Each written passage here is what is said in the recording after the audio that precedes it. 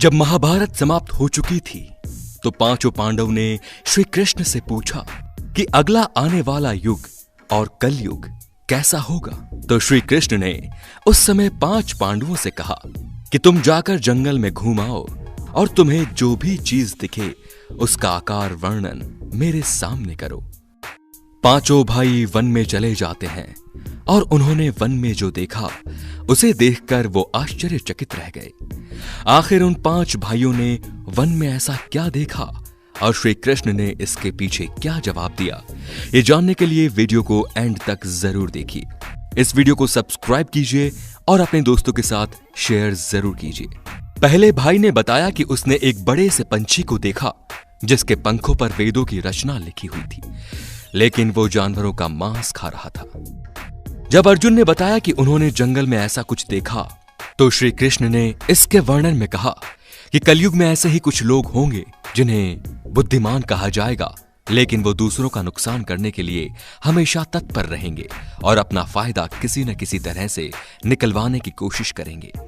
दूसरे भाई ने बताया कि उन्होंने देखा कि एक बड़ा सा पर्वत गिरकर धरती पर आ रहा था और वो एक बड़े वृक्ष से भी नहीं रुका, लेकिन आगे चलकर एक छोटे से पौधे ने उसे रोक दिया। इस पर श्री कृष्ण ने जवाब देते हुए कहा कि कलयुग में सभी की मति मारी जाएगी और वो सिर्फ धन के पीछे भागेंगे और धन रूप में वृक्ष कभी भी उनकी बुद्धि को ठीक नहीं कर पाएगा और उनके मन को शांत नहीं कर पाएगा। अगर वो छोटे से पौधे यानी कि हरि के नाम के बदले उसी समय उनकी समस्या का निवारण हो जाएगा और कलयुग में मन को शांति मिलेगी।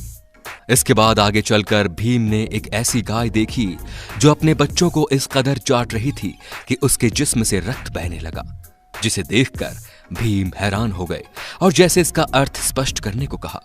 श्री कृष्ण ने बताया कि कलयुग में लोग अपने बच्चे से इतना प्यार करेंगे कि उनके प्यार के चलते उनका विकास ही रुक जाएगा और कलयुग में बच्चे विकासशील नहीं होंगे। ये माता पिता के प्रेम में ही फंस कर रह जाएंगे।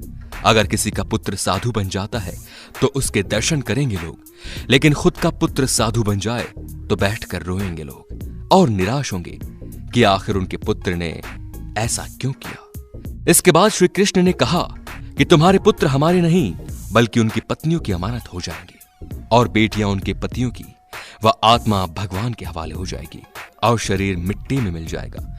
इसके बाद जंगल में उन्होंने 2 सूंड वाले हाथी को देखा, इसीलिए श्री कृष्ण से स्पष्ट करना चाहा।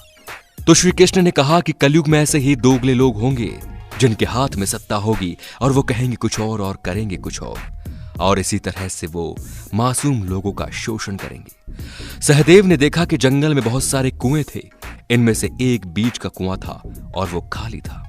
श्री कृष्ण ने इसका अर्थ स्पष्ट करते हुए कहा कि कलयुग में लोग अपनी पुत्रियों के विवाह में बाकी अन्य भावी चीजों में पैसे खर्च करेंगे, लेकिन अगर किसी गरीब और भूखे व्यक्ति को देखेंगे तो उसे दान नहीं देंगे। दोस्तों, ये श्री कृष्ण जी की भविष्यवाणियां जो लगभग सच हो चुकी हैं कलयुग में।